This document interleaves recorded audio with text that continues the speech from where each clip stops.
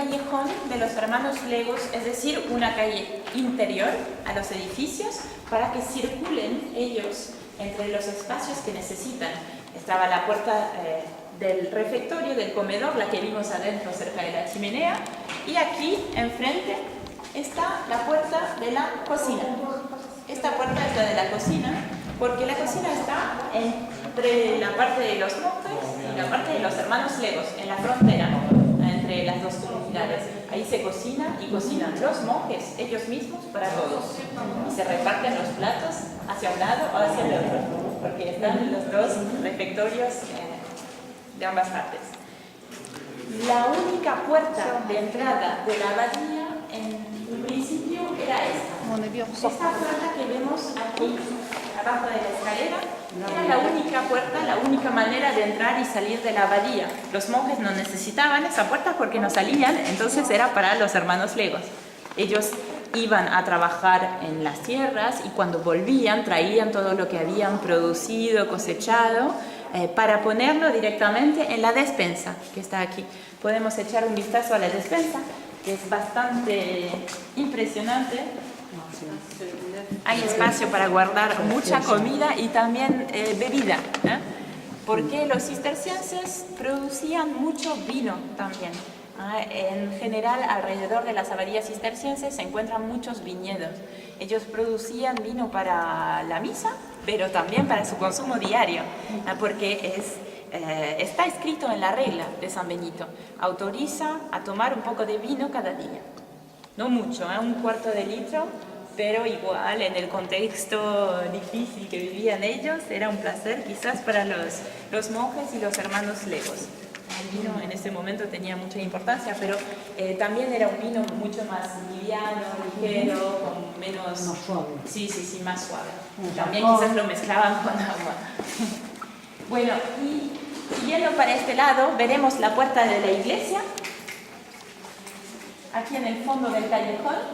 La iglesia tiene un acceso para los hermanos Legos, que es este, y otro acceso para los monjes. Veremos después que incluso en la iglesia las dos comunidades están separadas.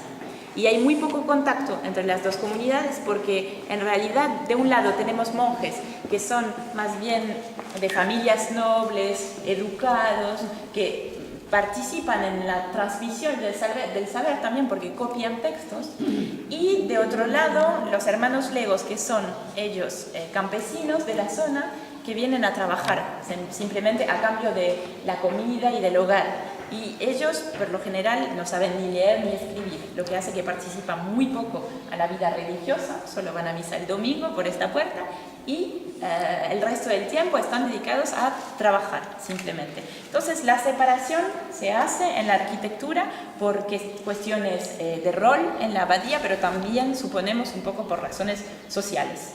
Y la separación es aquí. Este callejón es una frontera y vamos a cruzarla después para ir del lado de los monjes. Pero antes podemos fijarnos un segundo en la arquitectura del lugar, que es particular, porque esta bóveda que vemos es una bóveda de cuarto de cañón y uno podría pensar que era una bóveda completa, normal, que fue partida en dos por esta pared, pero no. Fue construido así desde el principio porque la bóveda es un contrafuerte interno y viene a sostener la estructura de la despensa y del dormitorio que estaba arriba. Bueno, ahora cruzamos la frontera para ir del lado de los monjes y empezamos con el claustro. Claustro precioso.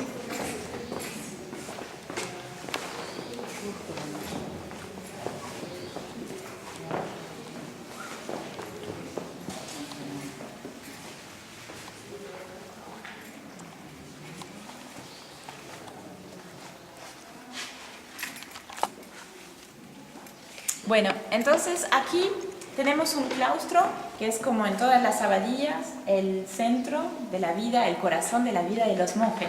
Ellos pasan mucho tiempo en este espacio porque van a circular alrededor, pero también tomarse el tiempo de pasear, meditar, leer. Y es un claustro que, como casi todo en la abadía, fue evolucionando mucho, se transformó, porque la primera construcción era mucho más sencilla, mucho más cisterciense. Y era un techo de madera que cubría esas galerías, no había bóvedas de piedra. Y se ve todavía la huella del techo de madera, es un rango de piedras que es más finito y más claro arriba y corre a lo largo de la pared. Esta huella es la huella del techo de madera. Y antes las columnas que vemos en el claustro eran todas de gres. La construcción era mucho más pobre, mucho más sencilla. Se ve todavía la piedra, el gres, en estas columnas, en los pilares en realidad, pero el resto es casi todo de mármol. Y cuando se hacen obras en este claustro se agrega mármol, lo cual indica más o menos lo que pasa a nivel financiero en la abadía. Se agrega el mármol y también se quita el techo de madera para abrir estas bóvedas, que son bóvedas ojivales, son bóvedas góticas. Y ahí se ve el cambio en la arquitectura gótica que empieza a desarrollarse en esta zona de Francia.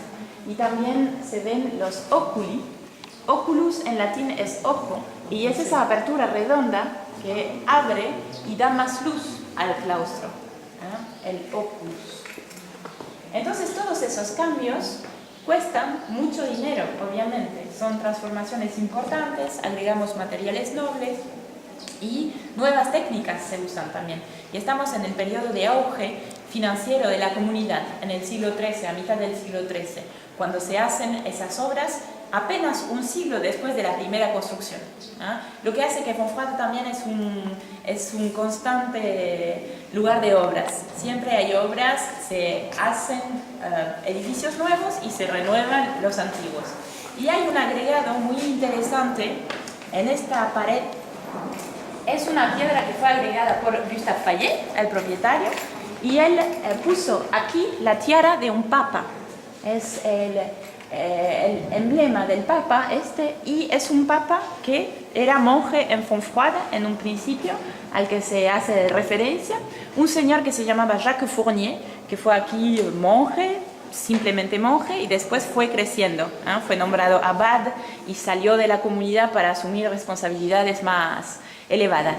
Entonces fue obispo y después fue elegido papa. Era el tercer papa de Aviñón, cuando los papas estaban en Francia, y él es Benedicto XII, el que hizo la construcción del Palacio de los Papas, el que ordenó su construcción, ese edificio tan famoso ahora en Aviñón, el Palacio de los Papas. Por esto, el propietario agregó esa piedra para recordar ese personaje importante de la vida de la abadía, porque que la abadía haya formado un futuro papa es una prueba de que su influencia espiritual era muy muy fuerte en la época. Seguimos en la galería sur por este lado.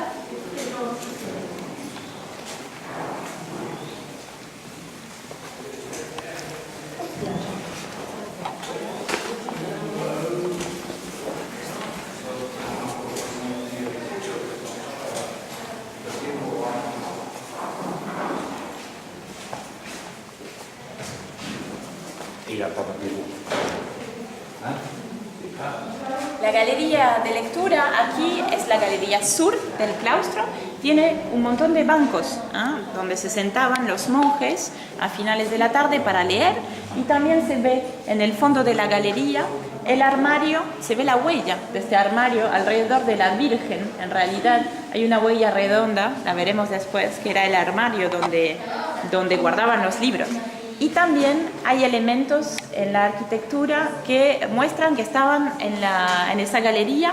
Era la galería del mandatum, es un ritual de lavamiento de los pies, y por eso tenemos lavabos de piedra, uno aquí y otro en la otra punta, donde los monjes se lavaban los pies mutuamente una vez a la semana, el sábado. Cada semana se hacía ese ritual del mandatum en referencia al gesto de Cristo que lavaba los pies de los apóstoles, y se hacía como un gesto de humildad, ¿no? Otro elemento interesante para esta galería es que es la primera en ser construida y renovada, porque se sigue una orden muy precisa para la construcción de la abadía. Primero se construye la iglesia, que es la prioridad espiritual, y después la galería sur del claustro, que es la que viene a apoyarse sobre la pared ya construida de la iglesia. Y eso hace que las bóvedas aquí son distintas también, son bóvedas estrelladas. Por eso pensamos que es la primera galería en ser renovada también. Y los óculi también cambian de tamaño y de disposición. Vemos aquí 3 óculi en el centro y 1 a los costados. Cambia el esquema de construcción.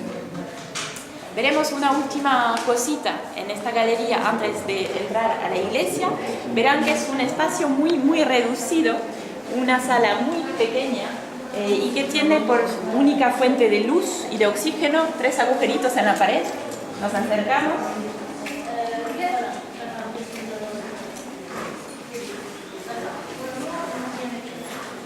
Aquí hoy tenemos un objeto que es una reliquia de uno de los abades de Fontfroid, pero aquí lo que vemos es el lugar donde se castigaban a los monjes, porque es una sala muy pequeña, está incluida adentro de la pared de la iglesia, en realidad, no muy amplia, y por única fuente de luz y de oxígeno, esos 3 agujeritos en la pared de arriba, para que el monje igual pueda respirar un poco y tener un poco de luz. Esto era el lugar entonces en el que se castigaban a los monjes. Hablaremos después de lo que podían hacer para llegar hasta este punto, ¿no? Y seguimos en la iglesia. Aquí ven también la huella del armario, esta huella redonda, entonces alrededor de la Virgen.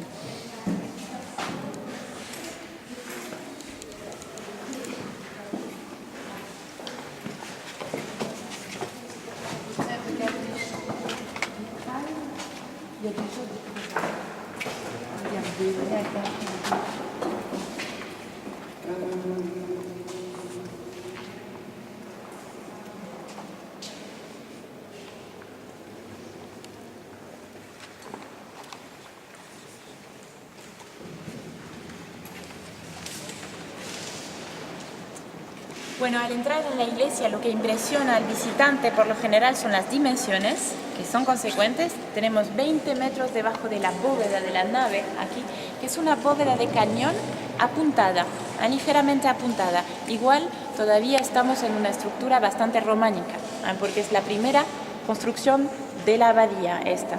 Pensamos a mediados del siglo XII se empezó a construir esta iglesia.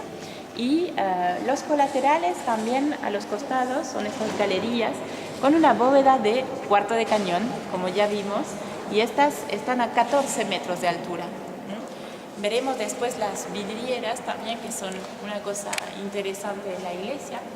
En el crucero que tenemos aquí hay un perfil de bóveda un poco particular. Lo que se ve arriba, esas molduras de piedra como unos budines, se llama un perfil tórico, y en realidad esas molduras son decorativas y no mantienen a la bóveda, en realidad no tienen un rol estructural, sino puramente decorativo. Veremos otros también en la sala del capítulo después, la sala capitular.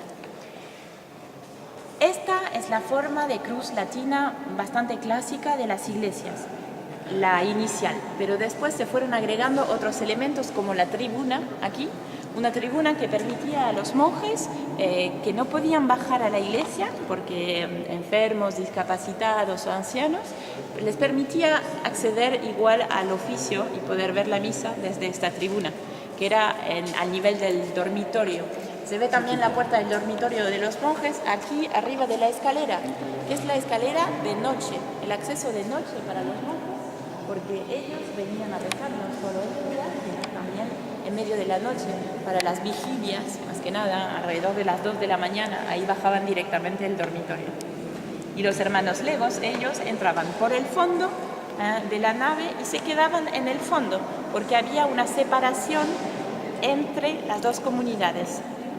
Una pared que se ponía en el medio, que no quedó hoy en día, pero quizás no permitía ni siquiera a los hermanos legos después ver a los monjes, quizás no permitía ver, era una pared llena o de madera o de hierro, pero separaba a las dos comunidades, eso sí. También se agregaron unas capillas de este lado, capillas que son del siglo XIV, entonces son mucho más góticas en el perfil, la bóveda es gótica. Y lo interesante también son las vidrieras, que obviamente no son de la época de los cistercienses, porque los cistercienses no admitían las representaciones humanas o animales, solo tenían dibujos geométricos o florales, digamos, como en los capiteles del claustro, por ejemplo. Aquí esto fue agregado por el propietario en el siglo XX. Y cuando compró la abadía en el 1908 no quedaba nada de las vidrieras originales y hizo que trabajara un amigo suyo, Richard Burchtal, para las vidrieras de la iglesia. Él las hizo entonces y es como un proyecto nuevo para él porque él era pintor, compositor, músico y empezó y aprendió el oficio de maestro vidriero para esta capilla, para esta iglesia. Un proyecto interesante porque tiene dibujos que son bastante clásicos en la representación, o sea, en el tema representado, por ejemplo, arriba, aquí tenemos Cristo en el centro y los 4 evangelistas. Escenas bastante clásicas, pero los colores, más que nada que se usan, son particulares. Y el resto de la iglesia tiene muchos santos, unos santos que fueron elegidos por el propietario, porque por ejemplo aquí a la derecha del coro tenemos San Antonio, y Antonio es el nombre del hijo de Gustave Fayet, y del otro lado están sus hijas, Simone, Elizabeth. Entonces tenemos toda la familia Fayet representada aquí en la iglesia bajo la forma de los santos padrones, así se eligieron, y también eligió representar San Francisco de Asís. San Francisco está en toda la galería de este lado, este colateral, en una dominante verde. El color que domina es el verde porque aquí se ilustra el amor a la naturaleza que tenía San Francisco de Asís. Y siempre tiene un texto abajo de la vidriera que describe la escena. Por ejemplo, aquí la predicación a los peces. Veremos una capilla que está del otro lado, la capilla de los muertos o capilla San Bernardo, donde hay vidrieras muy distintas.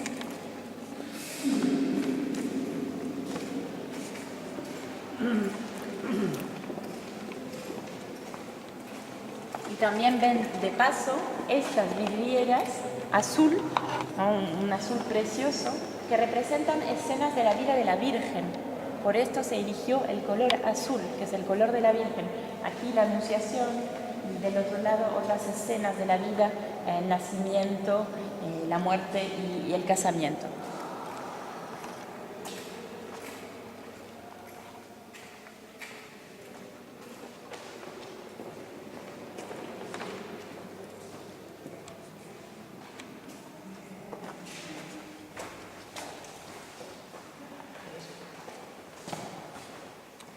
Bueno, las vidrieras que tenemos aquí en esta capilla son muy distintas y son mucho más modernas, obviamente.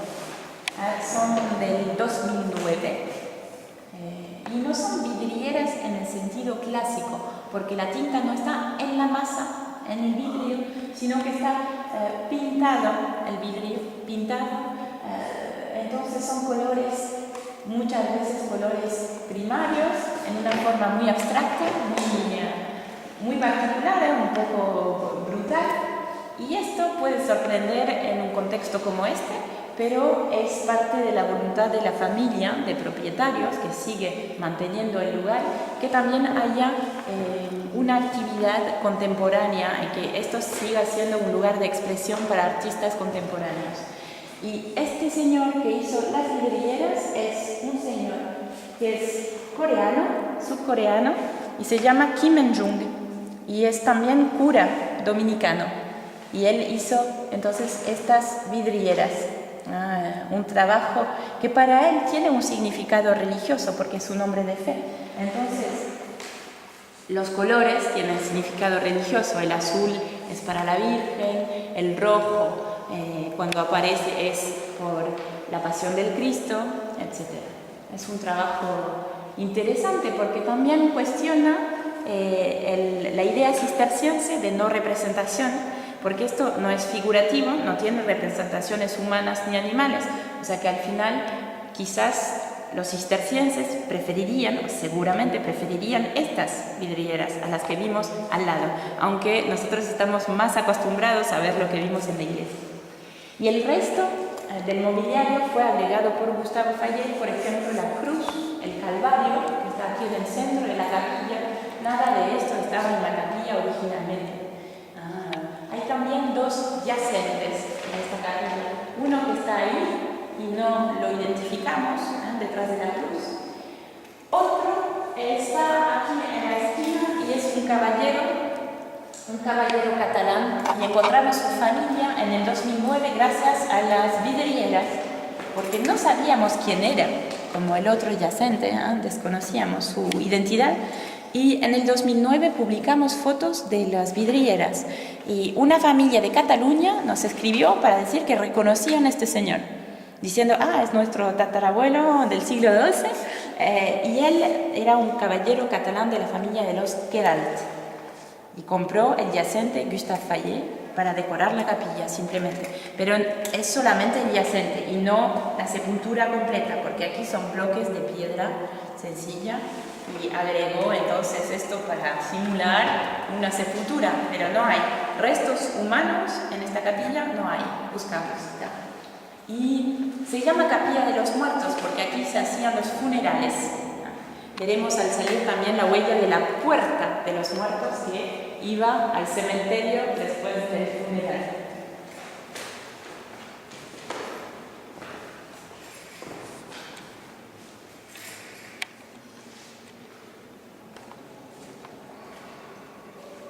¿Qué les parece entonces la